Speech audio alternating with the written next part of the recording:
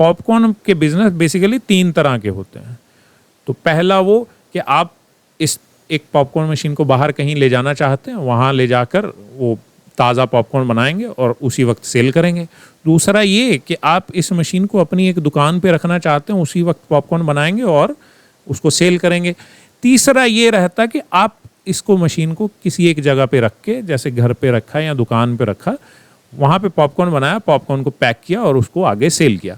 अब अलग अलग बिजनेस के लिए अलग अलग मशीन की ज़रूरत होती है, और अब मैं आपको बताऊंगा कि कौन सी मशीन आपके बिजनेस के लिए ठीक रहेगी। तो सबसे पहले आपको ये तय करना कि आप इन तीनों में से कौन सा बिजनेस करना चाहते हैं। तो अगर आप पहले प्रकार का बिजनेस शुरू करना चाहते हैं, यानी कि आप मशीन को बाहर कहीं लेके जाना चाहते हैं और वहाँ ताज़ा पॉपकॉर्न निकाल के आप कस्टमर को देना चाहते हैं, तो उस तरह के बिजनेस के लिए 2 चीज़ें बहुत ज़रूरी हैं कि मशीन एक तो हल्की हो ताकि यहाँ से वहाँ ले जाना उसको आसान हो, और दूसरा उसमें कम पॉपकॉर्न बने ताकि जब भी आप पॉपकॉर्न बनाओ तो वो आप रखो नहीं, जैसे ही पॉपकॉर्न बना वो ताज़ा पॉपकॉर्न आपने कस्टमर को दे दिया। तो इस चीज़ में 300 ग्राम एक बार में बनाने वाली मशीन जो है वो खरी उतरती है। तो एक तो उसका वज़न कम है, 10-11 किलो के आसपास उसका वज़न है। दूसरा उसको इधर उधर ले जाना बड़ा आसान है, आप उसको बाइक पे, स्कूटर पे, मोटरसाइकिल पे या किसी ठेले पे आसानी से फिट कर सकते हो। और तीसरा ये है कि उसमें 300 ग्राम पॉपकॉर्न बनता है, जिसका मतलब ये 300 ग्राम का मतलब ये नहीं है कि आप उसमें कम पॉपकॉर्न नहीं बना सकते। आप चाहे उसमें 100 ग्राम पॉपकॉर्न बनाइए, तो आप कम से कम जितना भी पॉपकॉर्न उसके अंदर बना सकते हैं और बना के आप ताज़ा ही अपने कस्टमर को दे सकते हैं। तो इन वजहों से 300 ग्राम एक बार में बनाने वाली जो पॉपकॉर्न मशीन है वो बाहर लेके जाने वाले बिजनेस के लिए ठीक रहती है। लेकिन बाहर लेके जाने वाले कुछ बिजनेसेस ऐसे भी हैं जहाँ पे आपको एकदम से बहुत ज़्यादा पॉपकॉर्न बनाने की ज़रूरत पड़ सकती है। जैसे कि आप किसी मेले के बाहर गए या आप किसी स्कूल के बाहर आपने अपना ठेला लगाया, तो वहाँ पे आपको एकदम से बहुत ज़्यादा पॉपकॉर्न बनाने की ज़रूरत है, क्योंकि एकदम ही बहुत सारे लोग आ जाते हैं। और अगर आप नहीं बना पा रहे, या तो आप उनको ठंडा पॉपकॉर्न दोगे, और अगर आप उसको एकदम से नहीं बना पा रहे तो वो लोग वेट नहीं करते हैं, वो किसी दूसरे के पास चले जाएंगे। तो इन चीज़ों से बचने के लिए अगर ऐसी जगहें हैं जहाँ पे आपको जाके बिजनेस करना है, तो वहाँ पे आपको 500 ग्राम एक बार में बनाने वाली मशीन ठीक रहेगी, क्योंकि वो हल्की भी है, पोर्टेबल है। 300 ग्राम बनाने वाली मशीन से थोड़ी भारी है, लेकिन फिर भी हल्की है।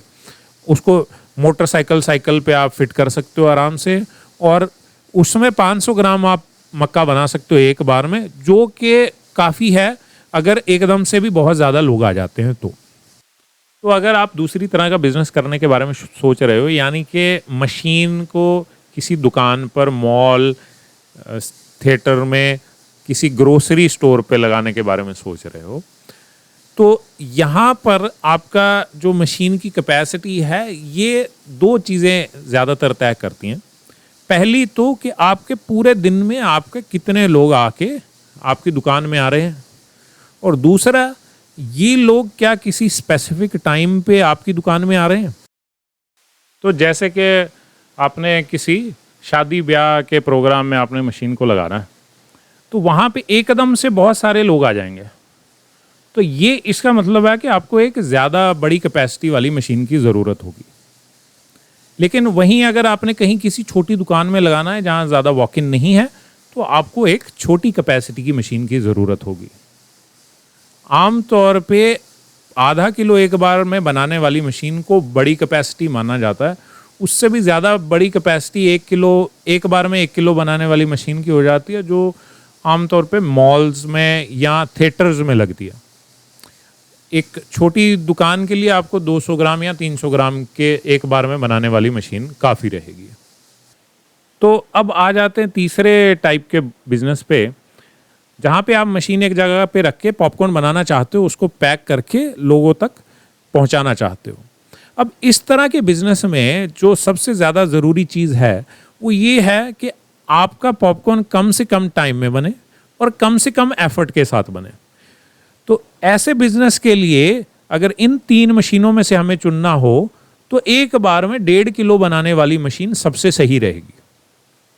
अब ऐसा क्यों होगा?